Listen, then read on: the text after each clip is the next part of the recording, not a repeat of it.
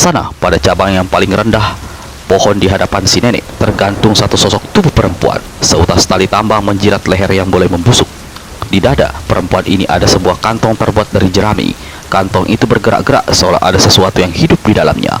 Curahan air hujan mengguyur sekujur tubuh mayat tergantung itu, mengucur deras ke bawah melewati kaki dan jatuh ke tanah. Si nenek seperti beku, kaku, memandang, melotot, berusaha memperhatikan wajah perempuan yang tergantung itu. Dia tersentak ketika tiba-tiba dari dalam kantong jerami melesat suara tangis bayi. Si nenek tersadar. "Ah, ada orang di dalam kantong itu. Wahai!"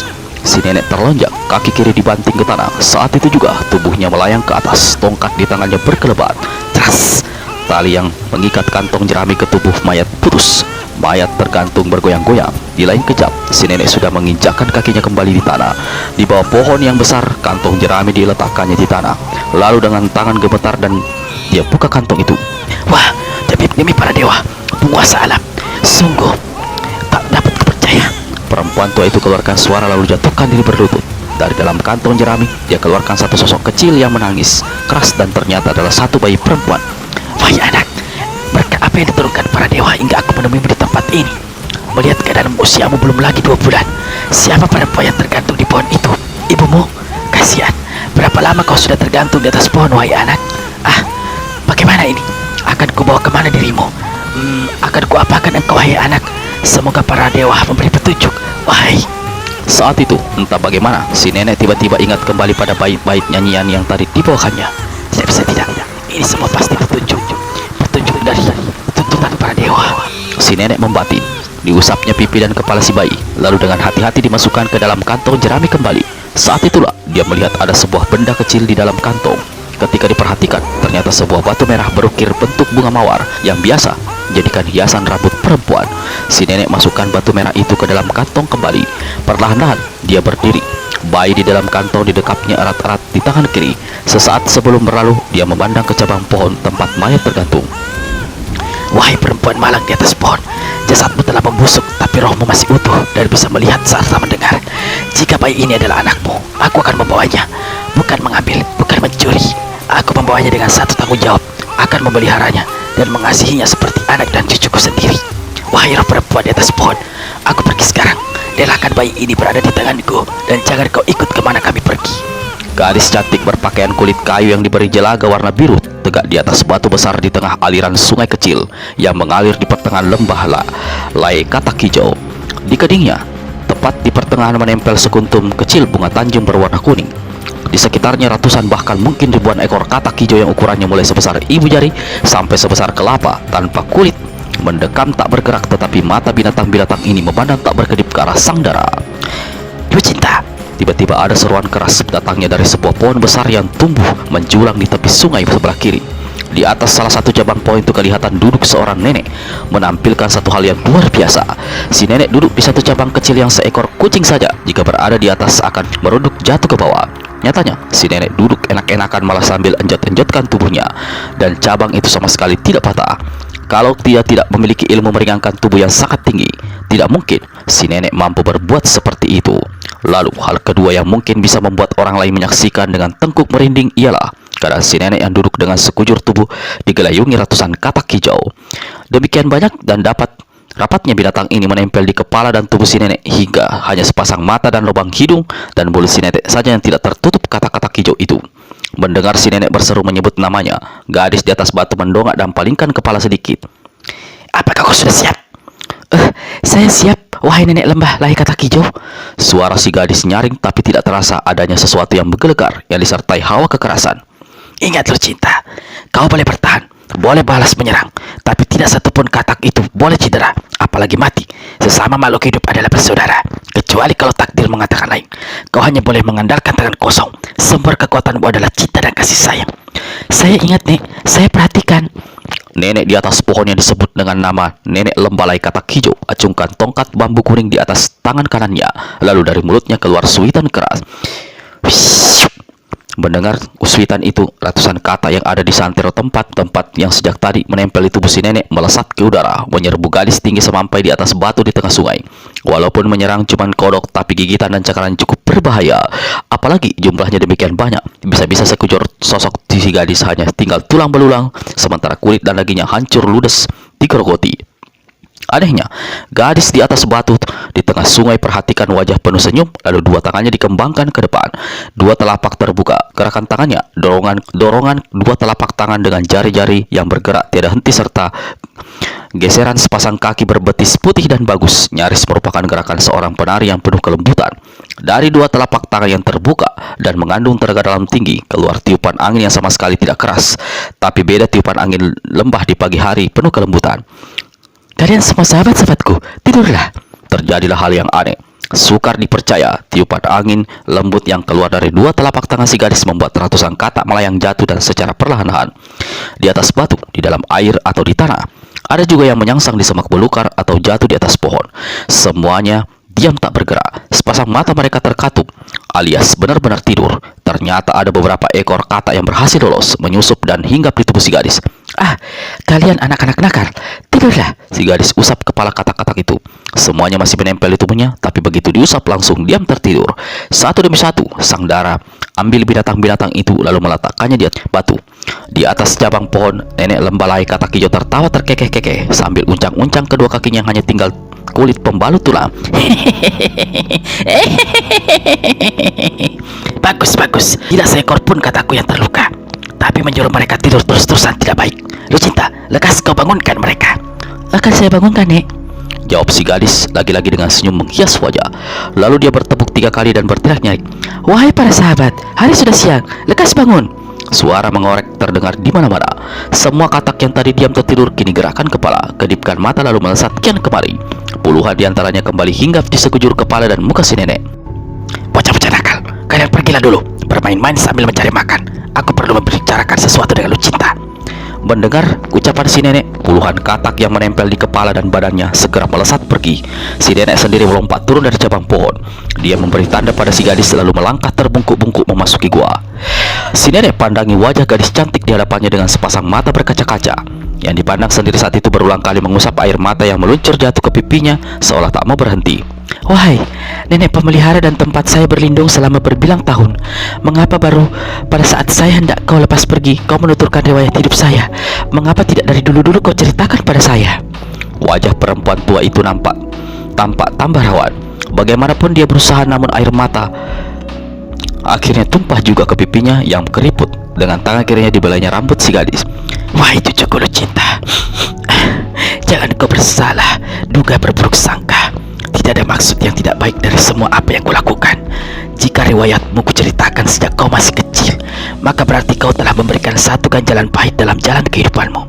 Dalam keadaan pikiran dan hatimu saling tumpang tindih dilanda ganjalan itu, tidak mungkin aku akan mendidik dan menempamu menjadi seorang gadis lembut sekaligus berkepandaian tinggi seperti sekarang ini. Aku sengaja memberikan nama Lucinta padamu, karena hanya cinta kasihlah yang membuat manusia bisa tabah dan selamat menghadapi kehidupan dunia. Hanya dengan cinta kasihlah manusia bisa hidup bahagia, dicintai dan saling mencinta. Banyak manusia mengira bahwa kekuatan yang dahsyat adalah kekuasaan atau kesaktian. Padahal kekuatan yang paling dahsyat di antara langit dan bumi adalah cinta kasih. Kelak kau akan membuktikannya sendiri, wahai cucuku Lucinta. Aku juga sengaja memilih saat yang tepat hari ini. Saat kau akan kulepas pergi ke dunia luar, inilah saat yang paling tepat bagimu untuk menyelidik asal-usul dirimu. Aku telah menceritakan ciri-ciri dan wajah perempuan yang tergantung di dalam hutan itu. Mungkin itu tidak perlu, mungkin itu tidak terlalu dapat menolong, tapi ada sesuatu yang bisa kau andalkan dalam menyelidikanmu, wahai cucuku. Si nenek lalu keluarkan sebuah benda berwarna merah. Ketika si gadis memperhatikan, ternyata adalah sebuah batu merah yang diukir demikian rupa membentuk setangkai bunga mawar. Dia pernah melihat benda seperti ini sebelumnya, yang biasa dijadikan hiasan pada ikatan rambut. Mawar merah ukiran batu ini kutemukan dalam kantong jerami tempat kau terbungkus. Aku yakin benda ini dapat kau pergunakan sebagai bahan petunjuk menelusuri asal-usulmu. Mungkin selama sekali ini adalah milik perempuan yang tergantung itu, ibumu. Dia sengaja meletakkan di dalam kantong jerami dengan satu maksud tertentu. Ambillah, wahai Lucinta. Si gadis mengambil bunga mawar dari batu itu. menempel, memperhatikan, dan mengusap-ngusapnya beberapa lama, lalu perlahan-lahan mendekatkannya ke hidung dan menciumnya. Saat itu terjadilah suatu keajaiban. Di depan Lucinta muncul satu bayangan biru yang makin lama makin jelas dan akhirnya membentuk satu sosok perempuan separuh bayah berwajah cantik. Di kepalanya ada sebuah mahkota kecil bertabur batu permata. Pakaiannya terbuat dari gulungan sutra biru yang panjang sekali, seolah-olah bergulung sampai ke langit. Saat itu juga tempat tersebut dipenuhi oleh bau harum semerbak. Hidung si nenek tampak kembang kembis. Dia dapat mencium bau harum itu, tetapi tidak melihat sosok perempuan cantik berpakaian biru yang barusan seolah turun dari langit. Walau hatinya tergoncang lihat keanehan ini, namun Lucinta berhasil tabahkan diri. Dengan mengulas senyum di bibir, dia berkata, "Wahai perempuan cantik bermahkota, siapa gerangan kau adanya? Aku adalah peribunda dari negeri atas langit. Kedatanganku untuk memberi petunjuk. Jika kau tinggalkan lembah ini, pergilah ke arah matahari terbit. Pada pagi hari kedua setelah kau berada di perjalanan, kau akan mendapatkan petunjuk yang kelak bakal menyingkapkan asal-usul dirimu. Namun ingat baik-baik, wahai gadis bernama Lucinta, apapun kelak yang bakal kau dapatkan dan ketahui dari petunjuk itu, janganlah kau berpaling rasa dan duga. Janganlah hatimu berontak membara bahwa tidak ada keadilan di dunia ini, bahwa cinta kasih hanya satu hal yang palsu belaka, bahkan keji dan kotor. Ingat baik-baik, wahai Lucinta, tabahkan hatimu. Jangan goyang dalam pikiran, jangan goyah di lubuk hati. Kalau gurumu menanamkan cinta kasih dalam dirimu, maka ketahuilah, cinta kasih adalah sesuatu yang utuh. Satu kekuatan yang ada kalanya tak bisa dibagi, tapi seringkali bisa diberikan untuk semua makhluk, dan berkahnya bisa untuk semua orang. Ingat baik-baik petua gurumu dan camkan apa yang barusan aku katakan. Selamat tinggal, Lucinta." Wahai pari, tunggu dulu, saya ingin bertanya." Lucinta memburu ke mulut gua, tapi sosok peribunda telah sirna. "Cucuku Lucinta, kau berlaku aneh. Kulihat kau bicara sendirian, lalu lari ke pintu seolah mengejar seseorang. Apa yang terjadi? Kau barusan bicara dengan siapa?" Tegur sang guru membuat Lucinta palingkan diri. "Nek, apa kau tidak melihat?" "Melihat apa?" "Seorang perempuan cantik barusan berada dalam gua ini. Dia mengaku bernama Peribunda." "Peribunda?" Nenek Lai Katak Hijau terkejut. "Kau tidak mengigau, tidak bergurau, Lucinta." "Mana saya berani berlaku begitu, Nek?" "Ceritakan apa yang terjadi. Katakan apa yang diucapkan peri itu padamu." Begitu mendengar penuturan Lucinta, si nenek pegang kepala murid yang sudah dianggap seperti anak atau cucunya sendiri itu, seraya berkata, "Lucinta, kau telah mendapat berkah dari para sang peri. Kau telah diberi petunjuk. Lakukan apa yang dikatakannya." "Akan saya lakukan, Nek," jawab Lucinta. Terbitnya sang surya pada hari kedua perjalanan setelah meninggalkan lembah Lai Katak Hijau menimbulkan rasa terngiang di diri Lucinta. Seperti yang dikatakan peribunda, hari itu dia akan menemukan petunjuk yang akan menyingkapkan tabir rahasia asal-usulnya. Namun, kedatangannya pagi kali ini justru memunculkan setumpuk pertanyaan dalam hatinya. Apa yang akan terjadi? Siapa yang akan memberi petunjuk? Di mana? Saat itu, Lucinta berada di kaki bukit yang dikelilingi sawah luas. Sejauh mata memandang, hanya padi yang masih hijau yang kelihatan. Belum kelihatan seorang petani pun, bahkan berada di sawah.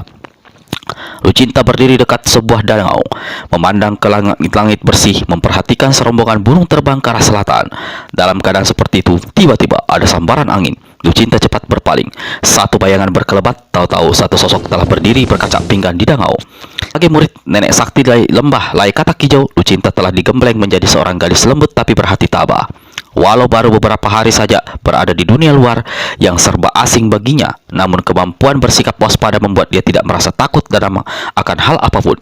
Akan tetapi, pada saat itu, si gadis merasakan tengkuknya dingin dan lututnya bergetar. Seumur hidup, belum pernah dia melihat manusia memiliki dua muka di satu kepala, dan saat itu kejadian aneh itulah yang di dalamnya. Di atas danau, tegak bertolak pinggang seorang pemuda sangat gagah yang mukanya ada dua, satu di depan dan satu di belakang. Wajah di sebelah depan bersih kuning, sedang wajah di belakang hitam berkilat. Dua wajah itu memandang lekat-lekat ke arah Lucinta, mulut menyeringai, dua mata bergerak tak bisa diam. "Makhluk aneh apakah ini adanya? Guru tak pernah menceritakan padaku. Mukanya dua, satu putih, satu hitam. Bola matanya berbentuk segitiga. Keseluruhan wajahnya, walau tersenyum tidak memberikan kelembutan. Malah tidak ada bayangan cinta kasih. Aku harus berhati-hati." Gadis cantik berpakaian biru, pagi hari berada di tengah sawah. Dari dandanan dan gerak-gerikmu, jelas ke orang asing di tanah silam ini. Seandainya engkau tersesat, biarlah aku yang menunjukkan arah jalan yang benar. Kemana tujuanmu, wahai gadis yang menghias keningnya dengan sekuntum bunga tanjung? Bolehkah aku bertanya, siapa gerangan namamu?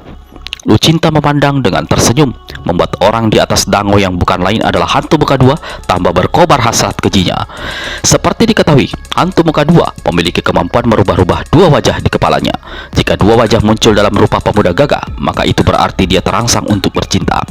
Sambil memandang, otak Lucinta bekerja. Makhluk bermuka dua ini muncul seperti kilat yang berubah menjadi bayang-bayang. Pertanda dia memiliki kepandaian tinggi. Wajah, sikap, dan cara bicaranya seolah tulus. Tapi aku bisa mencium, tak ada cinta kasih di balik semua itu. Pertanyaannya banyak sekali, seperti dia tengah menyelidiki. Makhluk satu ini tak bisa kupercaya. Tetapi jika aku hadapi dengan tenang dan dengan kebaikan hati, mungkin aku bisa memanfaatkannya.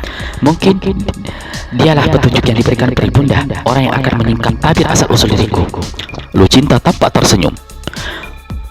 Pemuda gagah, aku Lucinta, sungguh kagum padamu. Kurasa di jagat raya ini hanya kaulah satu-satunya manusia yang memiliki dua wajah di satu kepala. Jika aku boleh bertanya, siapa gerangan kau adanya? Mungkin aku bisa meminta bantuanmu menjawab beberapa pertanyaan. Hantu muka dua balas senyuman si gadis dengan tawa lebar. Aku dikenal dengan panggilan hantu muka dua. Sebagai orang asing, kau tentu tidak tahu siapa diriku. Tetapi kau telah berlaku tepat. Jika meminta bantuan, akulah orang satu-satunya yang bisa menolongmu. Apalagi kalau hanya bantuan berupa menjawab pertanyaan. Wahai hantu muka dua, apakah kau pernah mendengar riwayat seorang wanita yang menemui ajal, bunuh diri dengan cara menggantung diri di sebuah rimba belantara? Kejadiannya sudah cukup lama, berbilang tahun yang silam. Empat alis hantu muka dua dia di dua wajahnya menjungkat ke atas. Satu pertanda bagi Lucinta bahwa makhluk itu mengetahui sesuatu tentang kejadian yang ditanyakannya. Terlebih ketika dilihatnya empat mata aneh hantu muka dua menatapnya lekat-lekat. Wahai, aku ingat sekarang. Wajah gadis ini samanya dengan wajah perempuan itu. Mungkinkah? Kata-kata itu menyeruak dalam hati hantu muka dua. Wahai gadis bernama Lucinta, memang pernah aku mendengar kejadian itu. Peristiwanya telah lama sekali. Mengapa kau pertanyakan hal itu? Apa dirimu ada sangkut paut dengan peristiwa itu? Seseorang mengatakan diriku memang punya hubungan darah dengan perempuan yang mati menggantung dulu itu, menerangkan Lucinta. Melihat kepada usiamu, kau tentulah anak perempuan yang malang itu. Lucinta tersurut satu langkah. Bagaimana kau bisa menduga seperti itu? Hantu muka dua melompat turun dari atas dangau. Dengar wahai gadis cantik, dirimu rupanya menyimpan satu rahasia hidup maha besar. Aku hantu muka dua kebetulan banyak tahu tentang riwayat perempuan tergantung itu. Tapi di sini bukan tempat yang tepat untuk menuturkan semuanya padamu. Harap kau suka ikut aku ke tempat kediamanku, tak jauh dari sini. Di situ aku akan terangkan semuanya padamu. Aku yakin kau memang adalah anak perempuan yang bunuh diri itu. Hantu muka dua, kau baik sekali. Bagaimana kalau semua riwayat yang kau ketahui kau ceritakan saja langsung di sini? Budimu pasti tidak akan kulupakan. Hantu muka dua menyeringai. Aku merasa kau tidak percaya pada diriku. Sosokku memang menakutkan. Kepalaku memiliki dua wajah yang mengerikan. Manusia yang mau menganggap aku orang baik-baik. Aku percaya padamu, wahai hantu muka dua. Buruk rupa seseorang bukan jaminan bahwa dia tidak memiliki perilaku yang baik. Bukan jaminan bahwa dia tidak mempunyai cinta kasih. Dengar wahai Lucinta, perempuan yang tergantung itu adalah Lupiranti. Dia memiliki seorang suami bernama Latampi. Apa kau masih tidak percaya bahwa aku benar-benar mengetahui kejadian hebat di masa lalu itu? Lupiranti? Latampi? Si gadis mengulang menyebut nama-nama itu. Guru sendiri tidak pernah tahu siapa nama ayah dan ibuku. Lucinta menatap hantu muka dua sejurus lalu berkata, Aku percaya padamu, wahai hantu muka dua. Aku bersedia ikut ke tempat kediamanmu. Kau gadis berotak jernih. Kita berangkat sekarang, kata hantu muka dua sambil menyeringai lebar dan usap-usap telapak tangannya satu sama lain. Seperti pernah dituturkan dalam episode Peri Angsa Putih, diketahui bahwa hantu muka dua memiliki satu tempat kediaman rahasia terletak di bawah telaga Situ Hitam. Pada kejadian dia membawa Lucinta ke tempat itu, belum ada ruangan yang disebut ruang obor tunggal, yaitu ruang penyiksaan terkuat bagi perempuan-perempuan yang dibencinya. Yang ada barulah ruang 12 obor, yakni satu ruangan batu diterangi 12 obor dan menjadikan tempat ketiduran hantu muka dua. Hantu muka dua langsung membawa murid nenek lembah lae katak hijau itu ke dalam ruang obor 12. Saat itu, di dalam ruangan yang terdapat 3 orang gadis yang rata-rata berpakaian seronok nyaris bugil. Pemandangan itu membuat Lucinta serta-merta menjadi tidak enak, khawatir serta curiga. Apalagi di situ tidak ada bangku atau kursi, yang ada hanya sebuah batu besar dialasi anyaman rumput kering dan dijadikan ranjang tempat tidur. Walaupun hatinya tidak enak, namun Lucinta tetap saja memoles senyum di bibirnya yang bagus. Jangan perhatikan mereka, wahai Lucinta. 3 gadis ini adalah pembantu yang mengurus dan menjaga tempat kediamanku jika aku pergi. Lalu, pada 3 gadis dalam ruangan, hantu muka 2 segera berkata, lekas kalian memberi hormat pada tamuku. Kalau sudah memberi hormat, segera siapkan hidangan dan minuman. Kami lapar. Setelah itu, kalian boleh pergi semua. Kami haus. Berikan minuman lebih dahulu. 3 gadis di dalam ruang OBOS 12 segera berdiri dan menjura memberi hormat pada Lucinta. Sebelum sempat si gadis membalas penghormatan itu, ketiganya telah meninggalkan ruangan.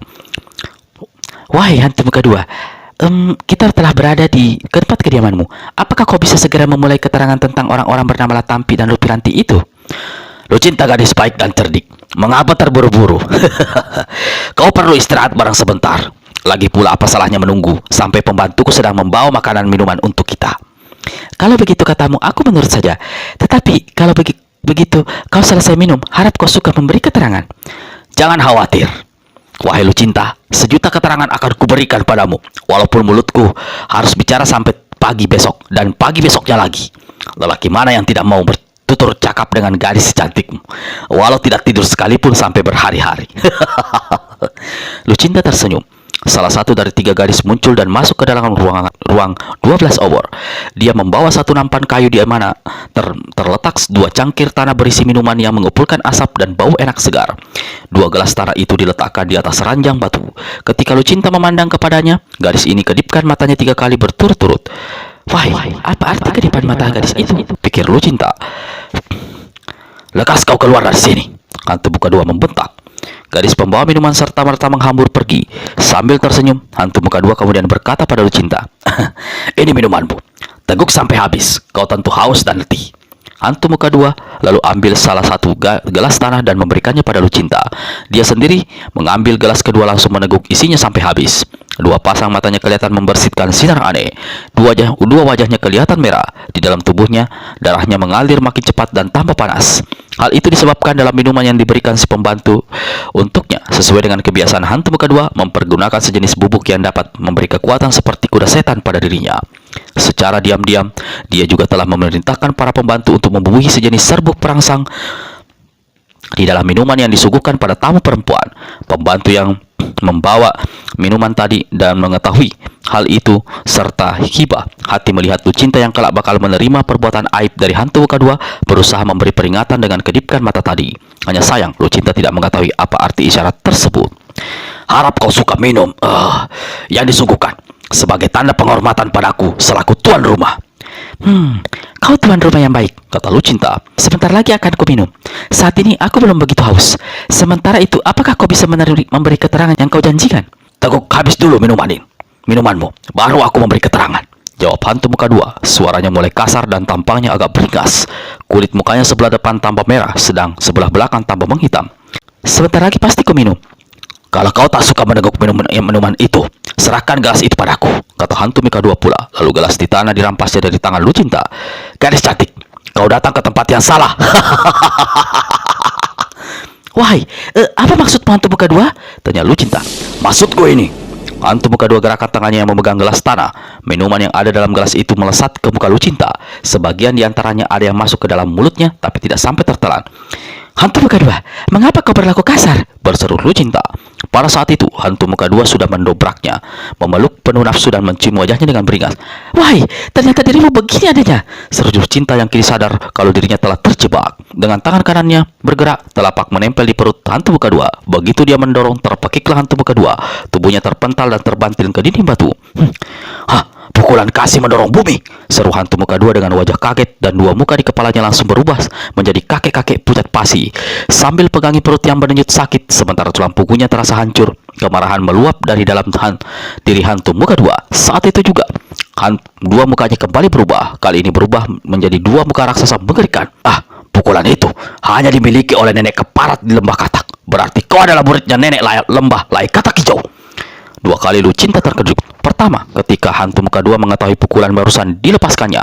Kedua, sewaktu hantu muka 2 mengetahui siapa gurunya. Nenek satu ini memang sudah lama kucari untuk kujadikan makhluk. Pertama percobaan ruang penyiksaan yang kuberi nama ruang obor tunggal.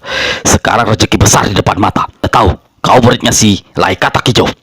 Dendam karatanku selama ini akan kesampaian. Wahai, pembicaraan kita mengapa jadi berubah, hantu muka dua? Bukankah kau hendak berkata memberitahu riwayat dua orang bernama Latampi dan Lupiranti itu? Sekarang kau bicara hal-hal yang aku tidak mengerti. Kau tak perlu mengerti. Yang kau harus mengerti adalah melayani diriku sampai puas. Kembali hantu muka dua menyergap Lucinta. Kali ini si gadis cepat menghindar, lalu berkelebat ke arah pintu ruangan. Namun dari belakang tiba-tiba melesat dua larik sinar hijau. Sinar-sinar aneh ini ternyata menyembul keluar dari sepasang mata hantu muka dua sebelah depan. Lucinta berteriak kaget. Ya! Ketika dua larik sinar hijau seperti dua utas tali tahu-tahu menggulung sekujur tubuhnya hingga dia tidak mampu menggerakkan kaki maupun tangan.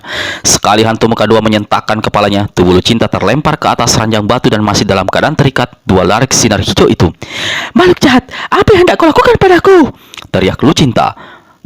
Apa tidak ada rasa hibah di hatimu? Apa kau tidak punya rasa cinta kasih sesama manusia? Hah? Cinta kasih? Justru aku menunjukkan rasa cinta kasihku padamu. Ini bukti pertama. Pakaian Lucinta robek besar di bagian dada. Si gadis menjerit. Dia coba menendang dan memukul, tapi tak mampu bergerak. Dalam hati Lucinta jadi mengeluh dan meratapi nasib sendiri. Wahai Paribunda, karena mengikuti petunjukmu aku menemui nasib seperti ini. Tolong diriku, insafkan makhluk bermuka dua itu. Masukkan rasa kasih ke dalam tubuhnya hingga dia tidak berlaku jahat padaku. Namun permintaan si gadis seolah tidak terdengar oleh Paribunda. Seperti orang kemasukan setan, sambil tertawa-tawa, hantu muka dua yang wajahnya kini telah berubah menjadi dua muka anak muda melompat ke atas ranjang batu. Ketika dia hendak menanggalkan pakaian, tiba-tiba ruang 12 obor dilanda getaran aneh. Bersamaan dengan itu, dinding sebelah kiri jebol mengeluarkan suara bergemuruh. Pecahan batu berhamburan dari lubang besar di dinding kiri. Ruangan menjeruak keluar satu sosok tubuh yang di kepalanya ada asap aneh berwarna merah, bergulung-gulung membentuk kerucut dengan bagian runcing tegak di atas batok kepalanya. Hantu muka dua tersentak kaget seperti melihat setan. Cepat dia melompat ke sudut ruangan. Bersamaan dengan itu, dua alur sinar merah menderu menyirami tubuh Lucinta. Dua larik sinar hijau laksana tali yang sejak tadi mengikat sekujur tubuh Lucinta serta merta lenyap. Hah? Hantu penjujuk roh, kau! Teriak hantu muka dua yang saat itu dua wajahnya mendadak sontak telah berubah menjadi dua wajah kakek pucat keriput. Itu pertanda selain terkejut, dia juga tengah disekam merasa takut. Orang yang barusan memasuki ruangan lewat dinding yang jebol tertawa mengekeh. Ternyata dia adalah seorang nenek aneh. Sekujur tubuhnya ditutupi akar-akar panjang berwarna coklat gelap. Di atas kepalanya yang ditumbuhi rambut kelabu tipis. Dia seperti menjulang satu pedupaan berbentuk kerucut terbalik. Kerucut aneh ini berwarna merah dan mengumpulkan asap angker. Si nenek hentikan kekehannya. Sepasang matanya memandang menyorot ke arah hantu muka dua. Astaga, ternyata dua bola mata si nenek juga berbentuk kerucut kecil berwarna merah. Bagian lancipnya menjorok keluar hampir sama rata dengan hidungnya. 700 bernama, aku memberi kesempatan padamu untuk bertobat. Tapi dasar otak dan hatimu sudah jadi batu.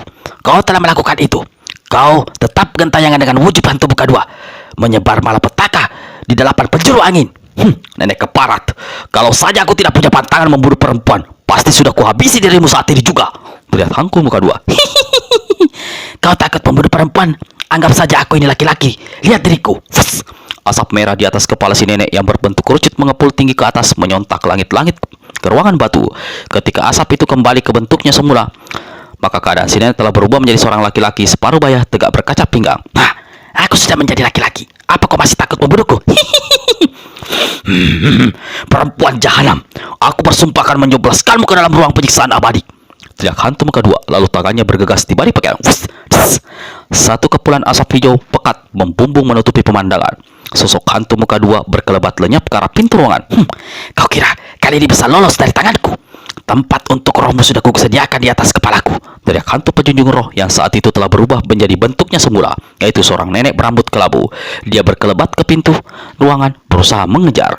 Di atas ranjang batu, Lucinta yang sejak tadi terhenyak dalam terkejut dan aneh melihat semua itu yang terjadi tiba-tiba melompat turun, jatuhkan diri di hadapan si nenek sehingga gerakan perempuan itu jadi terhalang. Tak usah kau kejar orang jahat itu. Beri dia kesempatan untuk Siapa tahu tidak sekarang, tapi nanti cinta kasih akan masuk ke dalam tubuhnya, mengalir di dalam darahnya, dan tertanam di lubuk hatinya, hingga kelak dia mau bertobat dan menjadi orang baik. Mendengar kata-kata itu, si nenek yang sudah nekat hendak mengejar hantu muka dua jadi hentikan gerakannya. Saat itu, dia masih belum melihat jelas wajah Lucinta, karena asap hijau yang ditanggalkan hantu muka dua masih mengambang di ruangan. Namun, dengan suara perlahan si nenek berkata, Kau gadis berhati baik dan tulus. Agaknya ajaran kasih sayang begitu mendalam dalam hati sanubarimu. Tapi wahai gadis tulus, tahukah engkau bahwa begitu banyak makhluk yang menemui celaka, bahkan kematian hanya karena berbuat baik secara berlebihan? Mereka mati dalam kebaikan, dalam cinta kasih. Apakah ada kematian lebih indah dari itu, Nek? hantu penjunjung roh tersurut dua langkah. Mukanya mengerjit mendengar kata-kata Lucinta itu. Dalam hati, dia berkata, Aneh, seharusnya aku marah besar mendengar ucapan gadis bopeng kejor yang seperti mengajari diriku setua bangka ini. Tetapi ucapannya sangat menyentuh, mendatangkan kesejukan dalam hatiku. Siapakah gerangan adanya anak ini? si nenek kibaskan tangan kirinya. Asap hijau yang memenuhi ruangan serta merta lenyap. Begitu keadaan terang kembali dan si nenek bisa melihat jelas wajah Lucinta, terpekiklah perempuan ini. Sepasang kakinya mundur dua langkah, mukanya yang keriputan memutih, sementara kerucut asap merah di atas kepalanya naik hampir menyentuh langit-langit batu. Kau, Suara si nenek keras tapi bergetar dan seolah tercekik. Nenek, wahai, gerangan apakah yang membuat kau memandang begitu rupa? Apakah salah saya telah menghalangimu mengejar hantu muka dua? Atau apakah wajahmu? Desis si nenek lagi-lagi dengan suara bergetar dan mata kerucutnya membesar, membeliak tak berkedip. Wajah saya? Lucinta usap mukanya. Ada apa dengan wajah saya, wahai nenek penolong diriku? Apakah wajah saya jelek, menyeramkan, hingga kau seperti takut atau mungkin benci melihatku? Hantu penjujur roh gelengkan kepala. Anak, siapa namamu? Saya Lucinta. Kau berasal dari mana, Lucinta? Saya kata guru, saya berasal dari negeri Latana Silam. Si nenek maju mendekati Lucinta. Tiba-tiba dia ulurkan kedua tangannya membelai wajah si gadis. Lucinta merasakan adanya getaran-getaran aneh pada jari-jari yang membelainya itu. Wajahmu, kata si nenek perlahan. Mengapa sama benar dengan Nek? Lucinta pegang kedua tangan si nenek. Kau melihat wajah saya sangat sama dengan wajah siapa saya ini, Nek? Wahai, barusan kau menyebut guru. Katakan, siapa gurumu? Hantu lembah Laikata Hijau, jawab Lucinta semakin jauh di bawah rasa heran melihat tindak tanduk dan ucapan si nenek yang telah menyelamatkannya dari hantu muka dua. Demi sejuta dewa dan sejuta peri, si nenek berteriak. Anak, kau harus ikut aku sekarang juga. Ikut kemana, Nek? Tanya Lucinta. Kita ke lembah Laikata Hijau, menemui guru si tua bangka sialan itu. Wahai, mengapa kau memaki guru saya itu? Tanya Lucinta. Karena berpuluhan tahun dia menjadikanmu sebagai muridnya, tapi dia tidak pernah memberitahu padaku. Lo Masigi, kau benar-benar tua bangka keparat. Siapa perempuan yang bernama Lo Masigi itu, Nek? Tanya Lucinta lagi. Itu nama asli gurumu, si nenek keparat di lembah Laikata Hijau itu. Teriak hantu penjunjung roh. Lalu sekali dia bergerak, tahu-tahu sosok Lucinta sudah berada dalam panggulan bahu kirinya. Sepasang mata merah berbentuk kerucut aneh hantu penjunjung roh memandang seputar lembah. Lucinta yang berdiri di sebelah si nenek ikut memperhatikan berkeliling. Kemanapun mata memandang, hanya kata-kata hijau yang kelihatan. Di tanah, di atas bebatuan, di dalam sungai kecil, batang-batang dan cabang-cabang pohon bahkan sampai ke daun-daunnya dipenuhi oleh ribuan kata-kata hijau. Mulai dari yang kecil, sebesar ibu jari, kaki, sampai sebesar buah kelapa. Aku tidak melihat nenek sialan itu. Kata hantu penjunjung roh. Di mana dia? Saya juga tidak melihatnya, Nek, jawab Lucinta sambil terus memperhatikan ke setiap sudut lembah. Di goanya tidak ada. Jangan-jangan dia sedang pergi keluyuran. Tua bangka geblek, masih suka jual tampang, kata hantu penjunjung roh. Dia luruskan tubuhnya yang bungkuk lalu berteriak. Lu Masigi, nenek hantu lembah Laikata Hijau, di mana kau? Kalau ada di sini, jangan sembunyi. Apa kau sedang berak atau bagaimana? Lucinta tutup mulutnya dengan tangan untuk menahan semburan tawa mendengar teriakan si nenek tadi. Suara teriakan keras itu mengejutkan ratusan kata. Banyak di antara mereka berlompatan dengan mengeluarkan suara hiruk pikuk. Sampai suara gaung teriakan hantu penjunjung roh lenyap. Tidak ada suara jawaban. jawaban. Sialan, aku tahu dia ada di sini. Aku tahu dia memperhatikan aku, Kata hantu penjunjung roh. Asap merah berbentuk kerucut di atas kepalanya bergoyang-goyang ke kiri dan ke kanan. Sesekali naik ke atas lalu turun lagi. Dua matanya yang berbentuk kerucut lancip sejak tadi bergerak terus tak bisa diam. Lo Masigi, kalau kau tidak mau muncul, akan kupanggang semua katak peliharaanmu di lembah ini. Dua mata si nenek mendadak keluarkan sinar merah terang menggidikan. Agaknya dia tidak main-main. Kalau dua larik sinar merah mengandung hawa panas disemburkannya, maka jika benda mati yang terkena seperti batu akan hancur lebur. Jika benda hidup akan mati seolah terpanggang. Tiba-tiba terdengar suara tawa cekikikan.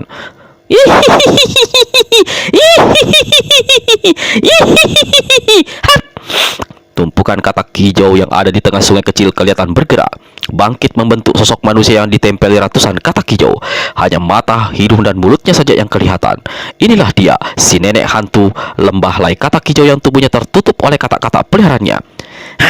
Muridku lo cinta, wahai. Muridku lo cinta, wahai. 6 hari lalu kau tinggalkan lembah ini. Tahu-tahu kau muncul kembali di sini. Ada apakah, wahai muridku? Apakah dunia luar sana tidak kau sukai dan ada sesuatu yang memaksamu kembali ke sini?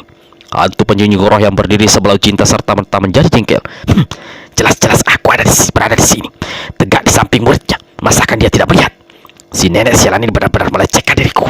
Lucinta menjadi bingung untuk menjawab. Dia melirik pada hantu penjunjung roh. Saat itu, sambil melangkah mendekati si gadis, nenek ini berkata, Orang yang kita cari tak ada di lembah ini. Mari kita pergi saja. Lain waktu kita kembali lagi. Kali ini, hantu lembah lahi katak hijau merasa dianggap seolah tidak ada di tempat itu. Tapi tidak seperti hantu penjunjung roh, nenek satu ini tertawa cekikikan. Lalu berkata, Aku barusan berlangir.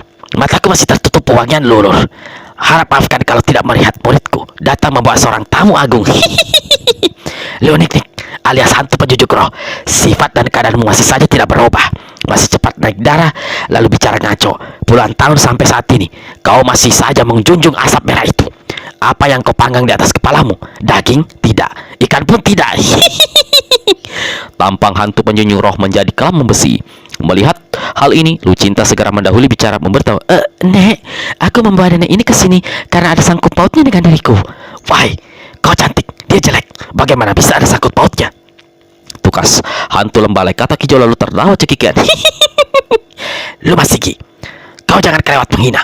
Waktu masih sama-sama muda, tidak ada lelaki yang suka padamu. Itu sebabnya kau memilih hidup dengan kata-kata bau itu.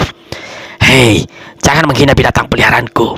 Jika mereka kusuruh menggorogoti dirimu, dalam tempo sekejapan mata, kau bisa berubah jadi jerangkong. Katakan, mengapa kau datang ke sini mengganggu aku sedang berlangir? Wih, 1000 tahun kau mandi berlulur tak bakal kau jadi cantik. Tidak akan kulitmu yang keriput akan menjadi padat bagus. Dengar lu Masigi, aku mau marah padamu. Wahai, itulah sifatmu, selalu marah-marah tak karuan. Dengar, bentak hantu penjunjung roh. berbilang tahun kau menggembleng seorang anak menjadi muridmu hingga dia menjadi gadis begini besar. Mengapa kau tidak pernah memberitahu padaku? Wahai, apa urusanmu nenek penjunjung ketidung asap? Saut hantu lembah lay katak hijau. Apa urusanku? Enak saja kau bicara. Menurut gadis ini, kau menemuinya di satu rimba belantara, berada di dalam satu kantong yang terikat di dada seorang perempuan yang mati gantung diri di atas pohon. Wahai, apa sangkut pautnya peristiwa itu dengan dirimu? Apa kau mau tanya bagaimana caranya mati gantung diri? Tua bangka sialan, Maki hantu penjunjung roh. coba asah dulu otakmu. Coba ingat-ingat waktu kau menemukan mayat tergantung itu. Apa kau masih ingat bagaimana wajahnya? Memangnya kenapa? Sialan kau, jawab saja pertanyaanku, Bentak hantu penjunjung roh. Perempuan yang mati tergantung itu adalah ibu muridku ini. Itu aku sudah tahu. Dia sudah cerita padaku. Jawab pertanyaanku tadi. Terangkan ciri-ciri perempuan itu. Orangnya masih muda. Siaran kau lu Masigi. Aku tidak tanya muda atau tua. Aku ingin tahu ciri-ciri wajahnya, bentuk rupanya. Wajahnya cantik seperti muridku ini. Kulitnya putih. Kalau aku tidak salah ada tai lalat di dagunya sebelah kiri. Hantu penjunjung roh tiba-tiba menjerit. Sialan, kau jangan mengejutkan aku. Berteriak seperti orang kemasukan setan. Membentak hantu lembah lay katak hijau. Ada tai lalat di dagu kirinya katamu. Kau tidak tuli. Itu yang aku katakan tadi. ada tai lalat di daun kirinya. Kata hantu lembah lai kata hijau. Hantu penjunjung roh kembali menjerit. Ah! Dia melompat ke hadapan Lucinta dan memeluk gadis itu seraya menggeru.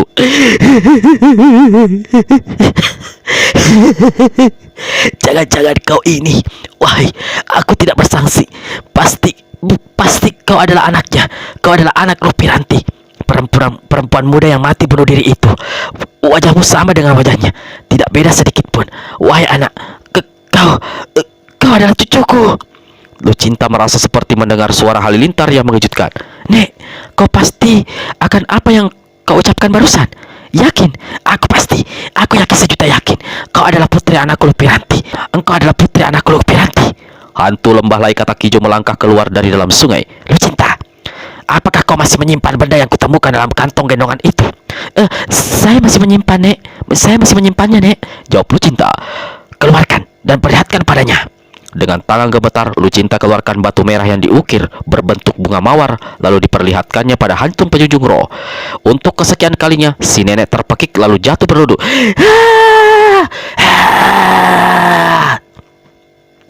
Sekujur tubuhnya bergeletar. Asap berbentuk kerucut terbalik yang ada di atas kepalanya mengepul tinggi lalu turun lagi. Matanya yang merah dan juga berbentuk kerucut membesar aneh. Luh Masigi alias hantu lembalai katak hijau mendongak ke langit. Sepasang matanya tampak berkaca-kaca. Dengan suara tersendat dia menjelaskan. Hiasan kepala berbentuk mawar merah terbuat dari batu itu kutemukan dalam kantong gendonganmu, wahai Lucinta. Tergantung di dada perempuan yang menggantung diri itu. Luh Ninik alias hantu penjunjung roh menggerung keras. Ukiran bunga mawar batu merah itu dulunya adalah milikku. Ketika anakku Roh Piranti menginjak dewasa, hiasan rambut itu kuberikan padanya. Benda hiasan seperti itu cuma ada satu di negeri Latar Silam. Wahai Lucinta, kau adalah cucuku sendiri. Roh Piranti adalah anak sekaligus muridku. Roh Piranti itu ibumu. Lucinta menangis keras, lalu peluk tubuh si nenek kuat-kuat.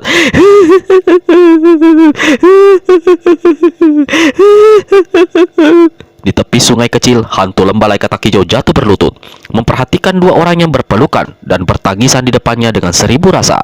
Lucinta usap air mata yang membasahi pipinya kiri kanan. Wahai nenek Lunik, walau akan hancur rasanya hati ini. Apakah kau mengetahui riwayat duka? Mengapa ibuku sampai meninggal mengeraskan begitu rupa? Apa dia benar-benar bunuh diri atau ada orang jahat yang membunuhnya? Hantu penjunjung roh, hantu lembalai katak hijau. Hantu lembah lai katak hijau keluarkan ucapan. Aku juga buta dengan latar belakang kematian perempuan yang katamu bernama Roh Piranti itu. Wahai Lunik, jikalau kau memang mengetahui riwayat itu, maka hitam atau putihnya harap kau suka menuturkan pada kami berdua.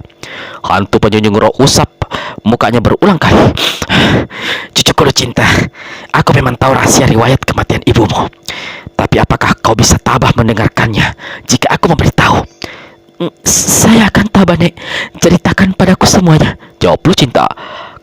Karena jika kau tidak tabah, tidak sanggup menerima kenyataan, aku khawatir kau akan hancur dalam duka berkepanjangan atau dendamku sumat hebat mengerikan. Nek, apapun nanti yang akan terjadi, harap jangan jadikan alasan untuk tidak menceritakan apa yang kau ketahui. Betapapun juga itu adalah rahasia diriku.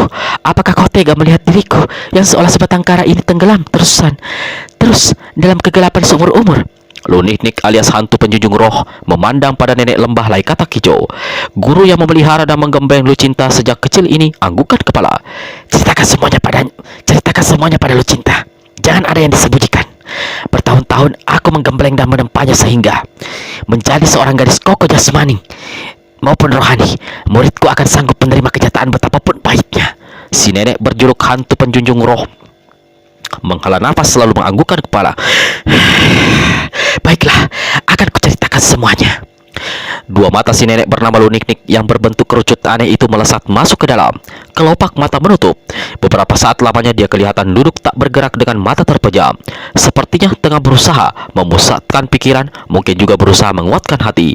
Tak lama kemudian bersamaan dengan terbukanya dua mata itu, meluncurlah kata demi kata dari mulut si nenek. Waktu itu hujan turun cukup lebat. Namun anehnya, di langit kelihatan matahari bersinar terang. Selagi aku berusaha merenungi keanehan itu, tiba-tiba muncul Lupiranti, ibumu. Dia tampak gagah, datang dengan menunggang seekor capung raksasa. Ini adalah aneh. Aku bertanya-tanya dari mana dia mendapatkan tunggangan aneh itu. Ibu memang telah berbuat kesalahan, meninggalkan tempat kediaman lebih lama dari yang sudah kutentukan. Mungkin aku masih bisa memberi maaf. Namun ketika dia turun dari tunggangannya, aku melihat keadaan sosok tubuhnya. Rasanya tubuhku dipanggang, darahku tersirap, nyawa seolah melayang ke langit ketujuh. Bagaimana tidak? Kulihat ibumu dalam keadaan hamil. Aku marah besar dan langsung mendampratnya. Hebat, sungguh luar biasa, wahai Lupiranti. Aku memberikan kesempatan 6 purnama padamu, wahai anakku, untuk mencari pengalaman di dunia luar. Ternyata 8 purnama kau menghilang tinggalkan tempat kediaman kita, tanpa kabar, tanpa berita. Mengembara boleh saja, tapi jangan mengembara seperti orang gila. Tak ingat pulang, tak ingat rumah. Dan kini sekalinya kau pulang, kulihat perutmu besar. Kau hamil, wahai Lupiranti. Kau mengandung.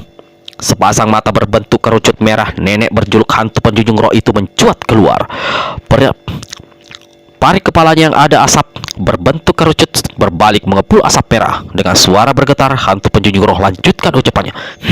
Lupiranti, dirimu yang hamil, apa karena memang kau telah bersuami akibat terperosok ke dalam jurang nafsu hinamu sendiri? Atau ada lelaki yang menodai dirimu? Lekas berucap, katakan kepadaku. Lupiranti jatuhkan diri. Karena perutnya yang besar, dia tidak bisa bersila. Dia hanya berlutut saja di hadapan sang guru. Wajahnya yang cantik kelihatan merah dan sepasang matanya mulai berkaca-kaca. Wahai bunda, saya sadar telah berbuat kesalahan, banyak kesalahan besar. Saya tahu apakah harus memohon maaf lebih dulu atau segera minta padamu untuk segera menjatuhkan hukuman. Apapun yang akan kau lakukan terhadap saya, akan saya terima dengan 10 jari tersusun di atas kepala. Lalu gadis hamil bernama Lupiranti itu rapatkan 2 telapak tangan di atas kepala. Saat itu ingin sekali hantu penjunjung roh menjengkut rambut muridnya. Namun melihat keadaan Lupiranti yang hamil besar, dia masih bisa menahan luapan amarah dan hanya membentak saja. Lekas katakan, apa yang terjadi Lupiranti? Jangan kau membuat kesabaranku hilang. Bunda, sewaktu 6 purnama yang kau berikan berakhir, saya memang dalam perjalanan pulang. Namun di tengah jalan muncul satu halangan besar. Seorang yang rupanya telah lama menguntit saya tunjukkan diri secara terang-terangan. Ternyata dia adalah seorang pemuda berwajah cakap, bertubuh kekar. Dia mengaku bernama Lajundai. Lajundai? Aku seperti pernah mendengar nama itu. Teruskan dulu ceritamu Lupiranti, kata hantu penjunjung roh. Sang murid lanjutkan penuturannya. Lajundai mengaku memang telah sejak lama mengikuti saya dan meminta maaf atas perbuatannya itu. Walau saat itu dia menunjukkan sikap baik, namun saya punya firasat pemuda itu membekal niat yang tidak baik. Saya katakan saya memaafkan perbuatannya dan minta agar dia tidak mengikutiku lagi. Ketika saya hendak meneruskan perjalanan, dia berusaha menghalangi, malah mengajak pergi di satu tempat yang katanya penuh dengan pemandangan indah. Waktu saya menolak, pemuda itu marah, belangnya tersingkap. Dia berusaha melakukan hal-hal yang tidak senonoh terhadap saya. Peringatan saya tidak diperlukannya. Antara kami akhirnya terjadi perkelahian hebat. Ternyata pemuda itu memiliki ilmu silat dan kesaktian tinggi, melebihi apa yang saya miliki. Saya bertahan hampir 100 jurus. Setelah itu saya tidak mampu lagi menghadapinya. Dalam keadaan tak berdaya, Lajundai membawa saya ke satu tempat. Dia memperkosamu, kata hantu penjunjung roh dengan suara bergetar. Mukanya mengelam dan sepasang mata kerucut melesat keluar, sementara di atas kepalanya yang ada kerucut aneh mengepulkan asap merah. Lupiranti menggeleng. Anak yang kandung itu adalah anak sejahanam bernama Lajundai itu, kata hantu penjunjung roh lagi. Kembali Lupiranti menggeleng. Maksud keji, Lajundai mungkin akan terlaksana. Malapetaka dan aib besar akan menimpa diri saya kalau saja saat itu tidak muncul secara tiba-tiba seorang pemuda gagah menolong saya. Pemuda itu menyerang Lajundai. Antara mereka terjadi perkelahian hebat selama belasan jurus. Rupanya Lajundai kalah ilmu. Dalam keadaan babak belur, akhirnya dia melarikan diri. Saya mengucapkan terima kasih kepada pemuda yang menolong. Mengingat dia telah menanam budi dan sikapnya yang sangat baik serta tulus, saya tidak menolak sewaktu dia mengatakan ingin mengantarkan saya kembali ke tempat kediaman guru. Kami sengaja mengambil jalan pintas agar bisa lekas sampai.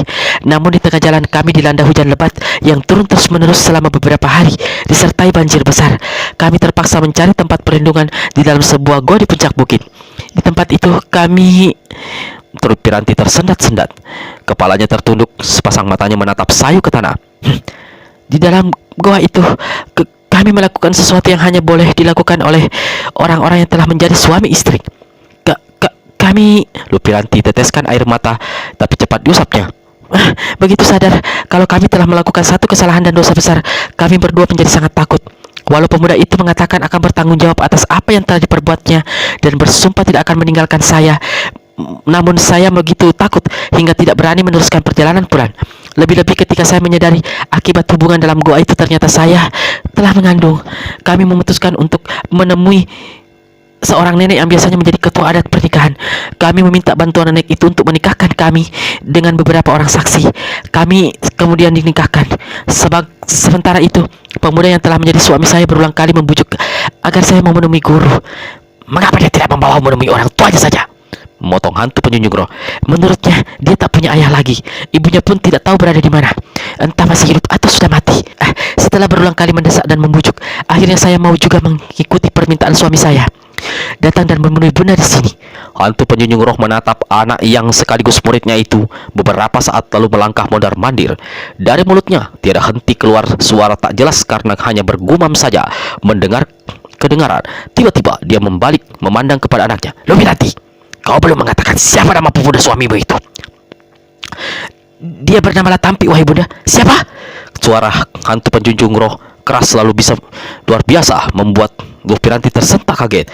Ketika Lupiranti angkat kepalanya memandang sang ibu, dia melihat bagaimana wajah ibunya berubah pucat. Suami saya bernama Latampi, wahai bunda. Kini Lupiranti melihat jelas bagaimana tubuh ibunya bergeletar keras dan wajahnya bertambah pucat. Lupiranti, kau datang dengan menunggang seekor capung sakti. Pasti binatang ini milik suamimu. Lupiranti membenarkan. Dia menyuruhmu datang bersama seekor capung. Dia sendiri tidak kemari. Tidak berani menunjukkan muka. Suami macam apa dia, wahai Lupiranti? Pengecut, tidak punya rasa tanggung jawab. Bunda, sebenarnya kami datang berdua, tapi tak jauh dari sini suami saya minta dia turun dari capung dan menunggu. Saya khawatir begitu langsung bertemu, bunda akan hilaf melakukan sesuatu padanya. Hantu penjunjung roh pelototkan mata anehnya. Aku mau marah atau tidak? Aku mau menggebuknya atau tidak? Itu aku, kata hantu penjunjung roh pula. Sekarang kalau kau panggil suamimu itu, aku mau melihat bagaimana tampangnya.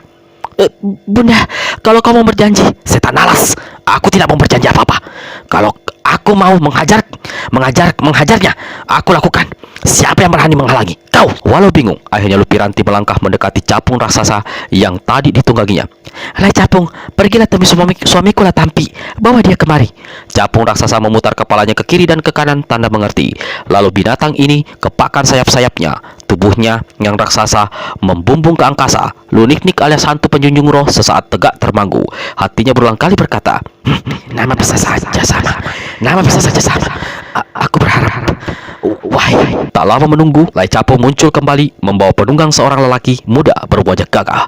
Begitu turun dari capung, lelaki langsung jatuhkan diri berlutut di hadapan hantu penjunjung roh. Sepasang mata kerucut hantu penjunjung roh yang sebenarnya bernama Luninik ini memang tak memandang tak berkedip, menatap wajah suami anaknya itu.